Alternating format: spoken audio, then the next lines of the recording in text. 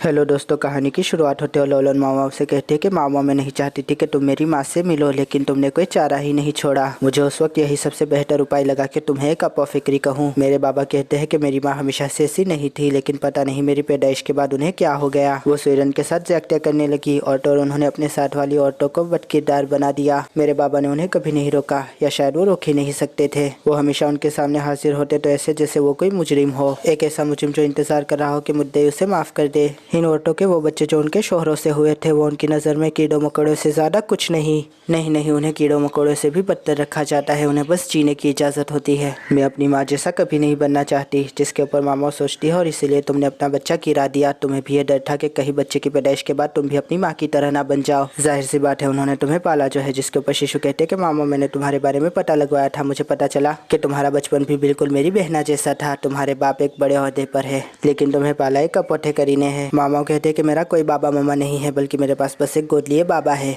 जिस पर शिशु कहती है कि स्वीरन भी ऐसा ही कहती है। मेरी बहन भी मेरी बहन तब बनी जब बाबा ने चाहा। बाबा भी एक टनुकी की तरह है। उन्होंने भी स्वीरन को सिर्फ उसके शाही खून की वजह से पाला है। असल बात तो यह है कि स्वीरन का शीकलैंड से कोई लेना देना नहीं। जिसके ऊपर मामा सोचती है कि ये झूठ बोल रही है। इसने जिस तरह का मुंह बनाया है, ये बिल्कुल इसकी तरह लग रही है। जाहिर सी बात है कि ये अपनी बहन से बहुत मोहब्बत करती है, इसलिए ये ऐसी बातें कर रही है ताकि मैं स्वीरन की गवाह बन जाऊँ और उसे बचा लूँ। लेकिन इसका कोई मतलब ही नहीं बनता, क्योंकि स्वीरन भी जिंसी को मारने के मंसूबे में शामिल थी। शिशु के ऊपर हाथ फेंटे और कहते हैं कि मामा काश ये बच्चे कीड़े होते, कम से कम ये सर्दियों के बाद जिंदा तो रह जाते। जिसके ऊपर मामा को उसकी बात याद आती है। सारे कीड़े सर्दियों में मर जाते हैं, पीछे बस उनके बच्चे छूट जाते हैं। तभी मामा की झपक जाती है। वो सोचती है कि इसलिए तो मुझे वहाँ पर लेकर गई थी शिशुई। फिर वो सोचते है कि क्या मैं शिशुई को किसी तरह से वापस ला सकती हूँ। फिर मामा शिशु की तरफ हाथ बढ़ाती हुई कहती है कि शिशु, लेकिन शिशु पीछे हट जाती है। मामा सोचती है कि शिशु तुम यहाँ से भाग जाओ, अपनी बहन को लेकर यहाँ से दूर चली जाओ। यहाँ की सियासत अपने वालिदैन और अपनी क्लैन को छोड़ के बस भाग जाओ। मैं एक बहुत मतलबी लड़की हूँ, मुझे बस मेरा ही ख्याल रहता है। मैं ये चाहती हूँ कि मैं यहाँ से बच जाऊँ, लेकिन तुम्हें मालूम है हरम और यहाँ आने के बाद मेरा तो जाविया ही बदल गया। और फिर वो शिशु का हाथ पकड़ लेती है और अचानक से माहौल में टास्क किया जाती है। मामा सोचती है कि ये मैं क्या कर रही हूँ, इसको जाने दो, इसको जाने दो। तभी शिशु कहती है कि छोड़ो माओ, मैं अब नहीं रुकने वाली। कुछ फर्ज है जो मुझे अदा करने हैं। मामा कहती है कि उससे क्या ही बदलेगा, जिस पर वो कहती है कि मुझ में वकार आएगा। मामा कहती है कि छोड़ दो सारी बकवास, चलो मेरे साथ। शिशु इस बात पे मुस्कुरा देती है और कहती है कि मामा तुम्हारे सामने एक जहर का प्याला है और तुम्हें उसे किसी भी हाल में पीना ही है, तो तुम उसे कैसे पीना पसंद करोगी, एक झटके में या धीरे धीरे करके। जिस पे मामा कहते हैं एक झटके में, और फिर चौंक जाती है। तभी शिशु कहती है कि सही कहा, और फिर वहाँ से जाने लगती है। मामा सोचती है कि ये मरने जा रही है, लेकिन मैं करूँ भी तो करूँ क्या, मैं इसे क्या कहूँ। तभी वो उसकी तरफ लपकती है और उसका हाथ फिर से पकड़ लेती है और कहती है कि शिशु तुम्हारी किस्मत अच्छी रहे। जिसके ऊपर शिशु चौंक जाती है और कहती है कि किस्मत अच्छी रहे, जिस पर वो कहती है कि हाँ तुम्हारी किस्मत अच्छी रहे। फिर वो जिंशी की दी हुई बालों की पिन निकाल लेती है और कहती है कि ये मेरी तरफ से तुम्हारे लिए एक तोहफा है, लेकिन ये तुम्हें मुझे वापस लौटाना होगा। जिस पर शिशु कहती है कि अगर मैं इसे बेच दूँ तो। जिस पर मामा कहती है कि वो भी चलेगा। इतना कह के वो पिन गिरेबान में लगा देती है। तभी शिशु कहती है कि ये तो इसकी सही जगह नहीं है। जिस पर मामा कहते हैं कि तुम्हारे बालों में पहले से ही बहुत सारी पिन है, चाहो तो फुर्सत के वक्त में इसे बाल में लगा देना। फिर मामा शिशु को आईने के सामने लाकर खड़ा कर देती है और कहती है कि ये पिन तुम्हारे बालों और चेहरे पर जचेगी। जिसके ऊपर वो कहती है कि हाँ सही कहा, मैं सही मायने में एक टनुकी लगूंगी। शुक्रिया मामा। फिर वो ये कहकर वहाँ से जाने लगती है, लेकिन तभी रुक के वो मुस्कुरा कर कहती है कि मामा अब यही रुकना और कहीं मत जाना। इतना कहकर वो चली जाती है। तभी मामा कहती है कि सही कहा, अब रुकना है और कहीं नहीं जाना है। और हम देखते हैं कि मामा बच्चों के जिस्मों के साथ अकेले ही वहाँ पर खड़ी हुई होती है। लाकन कहता है कि हम बहुत ज्यादा देर पहले ही कर चुके हैं, अगर आप बाहर नहीं निकले तो मैं खुद आपको घसीट कर बाहर ले जाऊंगा। लाहन कहता है कि पिताजी आपको शाही खानदान से इस तरह से बात नहीं करनी चाहिए। आप तो जानते ही है कि आपके इस दुस्साहस के एवज आपको अकेले ही सजा नहीं दी जाएगी। जिंशी कहता है लाहन। जिस पर लाहन कहता है फरमाइए। जिंशी कहता है कि तुम्हें मालूम था कि दूसरा बेटा और जिंशी एक ही है। लाहन कहता है छाती, पेट और कमर किसी भी दो इंसानों में एक जैसा होना ये बहुत ही कम होता है। इसके ऊपर आप जितने खूबसूरत है, अमूमन किसी भी आम औरत से हुआ बच्चा इतना खूबसूरत नहीं होता। लाकन कहता है कि मुझे बस ये बताओ कि दबदबे वाली जगह को किस तरह से ढाया जाए। लाहन कहता है कि ये जगह कुदरती खजानों से भरी हुई है और इसीलिए यहाँ पर एक किला बनाया गया। और शीकलैंड का यहाँ पर बहुत सालों से दबदबा है और इसीलिए इसे दबदबे वाली जगह कहा जाता है। जहाँ तक मुझे जानकारी मिली है, उनके पास बहुत सारे रास्ते हैं रसाई हासिल करने के, तो वो ऐसे तो बाहर नहीं आने वाले। इसके ऊपर वहाँ अंदर सल्फर का एक बहुत बड़ा चट्टा है। ऊपर से किले के अंदर शोरा की गुफा भी है, जिस पर जिंशी थोड़ा हैरान हो जाता है। लाकन कहता है शोरा और सल्फर, वो वहाँ पर बारूद बना रहे होंगे। जरूर उनके पास वो हथियार भी होंगे जिससे कि वो दूर से निशाना लगा सके। जिस पर जिनशी कहता है कि फाइफा। लाकन कहता है कि वो पास की लड़ाई में काम नहीं आएगी क्योंकि उन्हें एक बार चलाने के बाद लोड करना पड़ता है। इसके अलावा हमें शायद पीछे से हमला करना चाहिए जहाँ पर टोपे तैनात नहीं है।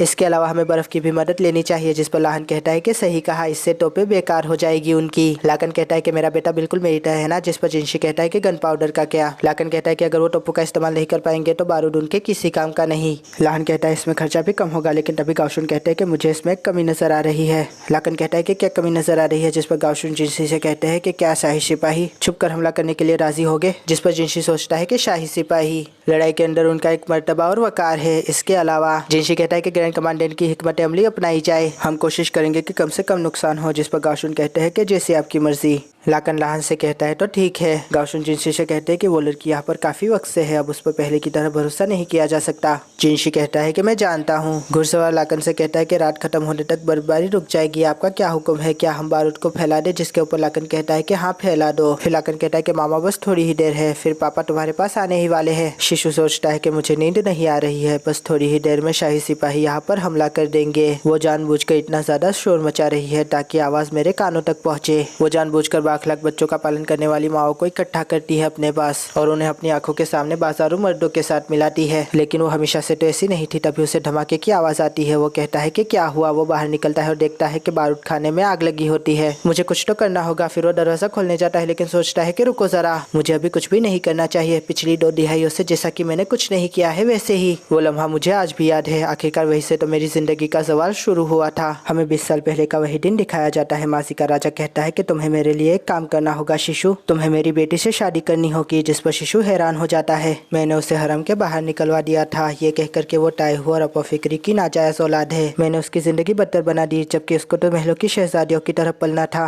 बिल्कुल बेफिक्री होकर। जिस पर शिशु सोचता है कि मैंने कभी नहीं चाहा था कि मैं उनसे शादी करूं, लेकिन मुझमें कमजोर बूढ़े राजा की आखिरी इच्छा को नकारने की हिम्मत ही नहीं थी। तभी मासी का राजा कहता है कि शिशु, मैं जानता हूँ कि तुम मेरे सबसे वफादार हो, लेकिन अगर ये तुम पर इतना ही भारी है तो मैं तुम्हारी कोई भी ख्वाहिश पूरी करने के लिए तैयार हूँ। शिशु सोचता है कि मेरी एक मंगेतर थी जो कि बहुत सालों पहले हरम की नजर हो गई थी। तभी शिशु राजा से कहता है कि कोई भी ख्वाहिश पूरी करेंगे। फिर शिशु सोचता है कि इस तरह से मासी के राजा की बेटी मेरी बीवी बन गई और उससे शुइरन हुई और मेरी मंगेतर शैनमई भी कुछ सालों के बाद वापस आ गई और अचानक से सब कुछ बदल गया। फिर वो दरवाजा खोल देता है। हम देखते हैं कि सब लोग अभद्र काम कर रहे होते हैं। तभी शैनमई कहती है कि आप यहाँ पर क्यों आए और ये आवाज कैसी थी। शिशु कहता है कि मैं जाकर बाहर पता लगाता हूँ। तभी वहाँ पर लौलन आ जाती है। शैनमई कहती है कि तुम अपनी हालत देखो लौलन, तुम इतनी ज्यादा धूल मिट्टी में क्यों सटी हुई हो। जिस पर लौलन कहती है कि मैं उन्हें आपकी तरह नहीं बनने दूंगी और न ही इन औरतों की तरह जिन्होंने अपना वकार बेच खाया है। आपकी उन्हें सबक सिखाने की ख्वाहिश कभी पूरी नहीं होगी। आपके बच्चे अब मर चुके हैं। ये बात सुनकर क्योंकि माँ अचानक से वहाँ से भागती है, लेकिन लौलन दरवाजे को घेर लेती है और उसे एक लगाती है। शैनमई कहते हैं कि लौलन, लेकिन लौलन सुन ही नहीं रही होती। शिशु कहता है कि क्या ये वही लड़की है जो कभी शैनमई की गुड़िया बनी फिरती थी और वही करती थी जो शैनमई कहती थी। तभी लौलन अलमारी में से सुइरन को बाहर निकालती है। वो कहते हैं मेरी बहना, मुझे माफ कर देना। शिशु कहता है कि ये तो सुइरन है, मुझे मालूम था कि शैनमई इसके ऊपर जुल्म करती है, लेकिन ये तो हर जुल्म की इंतहा है।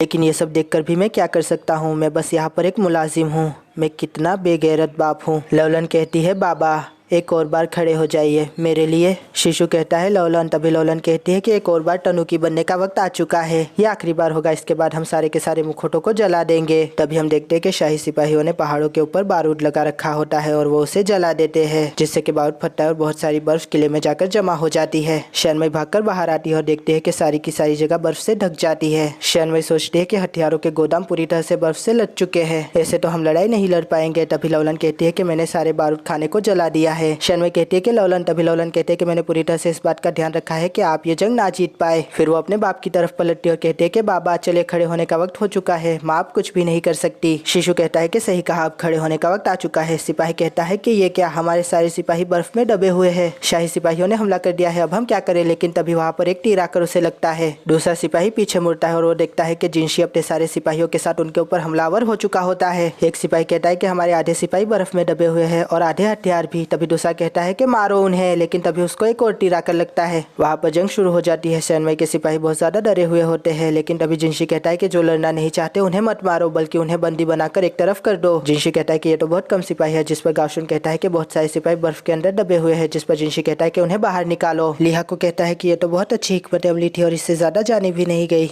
लेकिन मुझे समझ नहीं आ रहा कि शिशु जैसा होशियार आदमी ऐसी गलती कैसे कर सकता है। आखिर बारूद खाने में आग लगी तो लगी कैसे, ऊपर से बर्फ के मौसम में ऐसे किले का इंतखाब करना, ये तो बेवकूफी ही थी। खैर जो भी हो, लेकिन मैंने कभी नहीं सोचा था कि छोटी लड़की के साथ रहने वाला एक किन्नर असल में हमारे राजा का भाई और इतना अच्छा सिपा सलार साबित होगा। एक जन्नती खूबसूरत चेहरे वाला कमांडर। इसको देखकर तो सभी लोग हैरान हो गए थे। जिनशी कहता है कि मैं जानता हूँ शाही सिपाही ये सोचेंगे कि ये हमारे वकार के खिलाफ है। आखिरकार शाही सिपाही छुपकर हमला कैसे कर सकते हैं, लेकिन वहाँ अंदर जो है वो हमारे ही रिश्तेदार है, हमारे ही भाई बहन है। हम यहाँ पर उन्हें मारने नहीं आए हैं, बल्कि हम तो ये चाहते हैं कि कम से कम नुकसान हो। तभी मामा का वही दोस्त दिखाया जाता है जिसे वो प्लेजर डिस्ट्रिक्ट लेकर गई थी। वो कहता है कि मेरी समझ से तो बालातर है, ये लोग फिर से बदला ले सकते हैं। आखिरकार ये इन्हें बचाना क्यों चाहता है, इनके लिए तो यही हक में है कि ये इन्हें मार दे। गाओशुन कहते हैं कि हमें हालात बताओ अंदर के, जिसके ऊपर सिपाही कहता है कि अंदर आग लगी पड़ी है और तो और ऊपर बहुत सारे औरतें और बच्चे भी है। तभी धमाके की आवाज आती है और जिनशी अंदर की तरफ बढ़ने लगता है। तभी मामा का दोस्त कहता है कि मुझे माफ कीजिएगा। तभी जिनशी कहता है कि तुम कुछ कहना चाहते हो, जिस पर वो कहता है कि अभी वहाँ पर बहुत सारा धुआं होगा, ऊपर से इमारत में धमाके हो रहे हैं, मुझे लगता है कि सारे लोग जान बचाने के लिए नीचे ही भागेंगे। जिस पर जिनशी कहता है कि हाँ बिल्कुल, लेकिन मुझे लगता है कि कुछ लोग वहाँ पर फंसे भी होंगे, मुझे उन्हें निकालना होगा। तभी मामा का दोस्त कहता है कि हम उन्हें निकाल लेंगे, लेकिन जिनशी कहता है कि हरगिज नहीं, तुम ये चाहते हो कि मैं यहाँ पर बाहर बैठा रहूं जबकि वहाँ अंदर मेरे लोग मर रहे हैं, ऊपर से ग्रैंड कमांडर कान की बेटी भी यही हो सकती है। मामा का दोस्त कहता है कि वो भी यही है, जिस पर जिनशी कहता है कि हाँ, जिस पर वो कहता है कि फिर तो हमें उसे बचाना ही होगा वरना नए दुश्मन पैदा हो जाएंगे। जिनशी कहता है कि तुमने सही कहा, जिस पर मामा का दोस्त कहता है कि मुझे बस अपना काम करना है। फिर हम देखते हैं कि बहुत सारे सिपाही वहाँ पर लड़ने के लिए आ रहे होते हैं। तभी मामा नीचे का नजारा देखती है, वो देखते हैं कि जिनशी वहाँ पर उन लोगों का खात्मा कर रहा होता है। फिर मामा सोचती है कि मेरी आंखें धोखा तो नहीं खा रही, वो सोचती है कि ऐसा तो हो ही नहीं सकता, आखिर वो इंसान यहाँ पर कैसे आ सकता है। वो सोचती है कि अगर मैं यहाँ पर रही तो ये लोग ये समझेंगे कि मेरा शीकलैंड के साथ गठजोड़ हो चुका है, ऐसे तो मैं गद्दार साबित हो जाऊंगी, मुझे उनके पास जाना चाहिए। लेकिन फिर उसको वो शिशु की बात याद आती है कि तुम यहाँ से कहीं नहीं जाना, जिस पर मामा कहते हैं कि ये बेवकूफ़ी है, लेकिन मैं उससे किया हुआ वादा अब नहीं तोड़ूंगी। तभी वहाँ पर कदमों की आवाज़ आने लगती है। मामा सोचती है कि कौन आने वाला है, जो भी हो चलो मरने के लिए तैयार हो जाओ, लेकिन तभी जिनशी दरवाज़ा तोड़ देता है। हम देखते हैं कि जिनशी और मामा वहाँ पर आमने सामने खड़े होते हैं और एक लम्हे के लिए वहाँ पर खामोशी तारी हो जाती है। तभी मामा जिनशी की तरफ बढ़ती है और जिनशी मामा की तरफ बढ़ता है और तभी मामा कहते हैं कि जिनशी मुझे माफ़ कीजिएगा, लेकिन क्या आप मुझे बचाएंगे या फिर मुझे मार देंगे। जिस पर जिनशी कहता है कि तुम्हारे कपड़ों पर तो खून लगा हुआ है। मामा कहते हैं कि डरने की जरूरत नहीं है, ये तो बस खून है। जिस पर जिनशी कहता है कि तुम पागल हो गई हो क्या, जिस पर मामा कहते हैं कि ये सांप का खून है। जिस पर जिनशी कहता है कि सांप का खून, जिस पर मामा सोचती है कि मैं इसे देखने के लिए कब से तड़प रही थी। जिनशी कहता है कि ये तुम्हारे गाल पर चोट लगी है क्या। तभी वहाँ पर एक सिपाही आकर कहता है कि वलीअहद, जिस पर जिनशी कहता है कि मैं वलीअहद नहीं हूँ, कॉन्क्यूबाइन ग्योको ने एक बच्चे को जन्म दिया है, अब वो वलीअहद है। मामा कहते हैं वलीअहद। फिर वो सोचती है कि तो ये इसकी सच्चाई है, लेकिन रानी ने तो 19 साल पहले बेटे को जन्म दिया था, लेकिन ये तो 25 से कम का हरगिज नहीं लगता। फिर वो कहते हैं कि जिनशी आपको पता है आप अपनी उम्र से ज्यादा दिखते हैं। फिर जिनशी लिहाकू को आवाज लगाता है और कहता है कि मैं इन्हें तुम्हारे भरोसे छोड़ के जा रहा हूँ। फिर वो वहाँ से चले जाता है। जरा देखने दो मुझे किसकी जिम्मेदारी सौंपी गई है, तुम वो लड़की हो जिसे मामाओ कहते हैं, तुम वही हो ना। जिस पर मामाओ कहती है कि हाँ। जिस पर लिहाकू कहता है कि तुम यहाँ क्या कर रही हो। जिस पर वो कहती है कि मुझे किडनैप किया गया था। लिहाकू कहता है कि हाँ तुम्हारा बाप भी कुछ इसी तरह की बातें कर रहा था। जिस पर मामाओ गुस्सा हो जाती है और कहती है उस बुढ़े खुसट का जिक्र मेरे सामने मत करो। लिहाकू कहता है कि जैसी तुम्हारी मर्जी, लेकिन तुम्हें देखकर लगता है कि तुम बिल्कुल भी ठीक नहीं हो, ऊपर से ये खून। मामाओ कहती है कि ये तो सांप का खून है। जिस पर लिहाकू कहता है कि अब भागने का कोई चारा ही नहीं बचा किसी के पास, वो बूढ़ा इंसान भी ऊपर फंस गया है, अब वो कहीं नहीं भाग सकता। तभी मामा कहते हैं कि मुझे एक बात बताना, पहले वो एवलांच, उसके बाद ये सरप्राइज अटैक, क्या ये उसी बूढ़े इंसान का प्लान था। लिहाकू कहता है कि हाँ बिल्कुल, लेकिन वो क्या है, क्या वहाँ पर बच्चे सो रहे हैं। जिसके ऊपर मामा कहते हैं कि हाँ बस वो सांस नहीं ले रहे, लगता है कि उन्होंने जहर लिया था। लिहाकू कहता है कि उन्होंने यही सोचा होगा कि बच्चे हमारे हाथ लगे तो हम उन्हें मार देंगे, जैसा कि हर बार होता है, बच्चे बूढ़े और औरतें